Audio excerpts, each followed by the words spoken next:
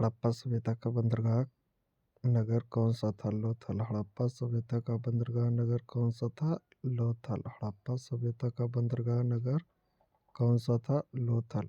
अशोक के धर्म का मुख्य उद्देश्य क्या था? सामाजिक नीति का प्रचार। अशोक के धर्म का मुख्य उद्देश्य क्या था? सामाजिक नीति का प्रचार। अशोक के धर्म का मुख्य उद्देश्य क्या था? सामाजिक नीति का प्रचार। मेगास्थनीज किसके दरबार में आया था? चंद्रगुप्त मौर्य। मेगास्थनीज किसके दरबार में आया था? चंद्रगुप्त मौर्य। मेगास्थनीज किसके दरबार में आया था? चंद्रगुप्त मौर्य। कनिष्क किस वंश का शासक था? कुषाण वंश का। कनिष्क किस वंश का शासक था? कुषाण वंश का। कनिष्क किस वंश का शासक था? कुषाण वंश का। तृतीय बौद्ध संगीति कहाँ हुई थी? पाटलिपुत्र। तृतीय बौद्ध संगीति कहाँ हुई थी? पाटलिपुत्र। तृतीय बौद्ध संगीति कहाँ हुई थी? पाटलिपुत्र। इल्तुतमिश द्वारा प्रचलित चांदी का सिक्का क्या कहलाता था? टका।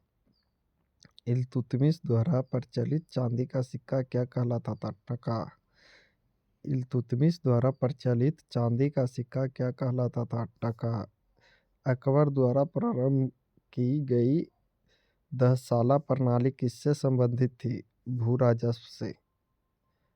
अकबर द्वारा प्रारंभ की गई 10 साला प्रणाली किससे संबंधित थी? भू राजस्व से। अस्थाई बंदोबस्त किस गवर्नर जनरल द्वारा लागू किया गया था? Lord Cornwallis.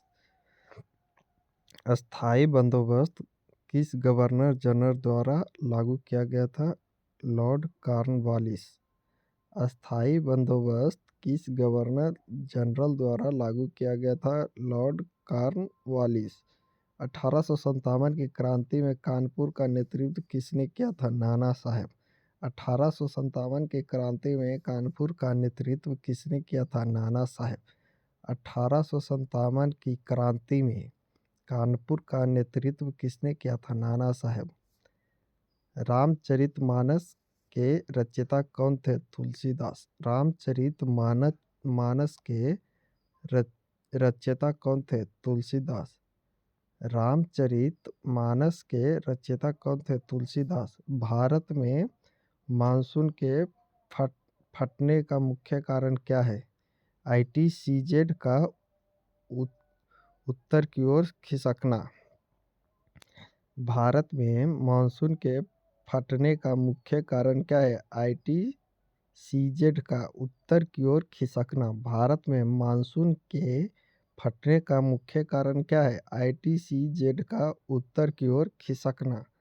काली मिट्टी किस फसल के लिए सर्वाधिक उपयुक्त है? कपास। काली मिट्टी किस फसल के लिए सर्वाधिक उपयुक्त है? कपास। काली मिट्टी किस फसल के लिए सर्वाधिक उपयुक्त है?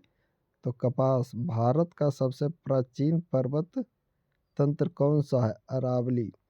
भारत का सबसे प्राचीन पर्वत तंत्र कौन सा है? अरावली। भारत का सबसे प्राचीन पर्वत तंत्र कौन सा है? अरावली। पूर्वी घाट की तुलना में पश्चिमी घाट अधिक ऊंचे क्यों हैं? भ्रंश क्या क्या क्रिया के कारण। पूर्वी घाट की तुलना में पश्चिमी घाट अधिक ऊंचे क्यों है? भ्रंश क्रिया के कारण। पूर्वी घाट की तुलना में पश्चिमी घाट अधिक ऊंचे क्यों है? भ्रंश क्रिया के कारण।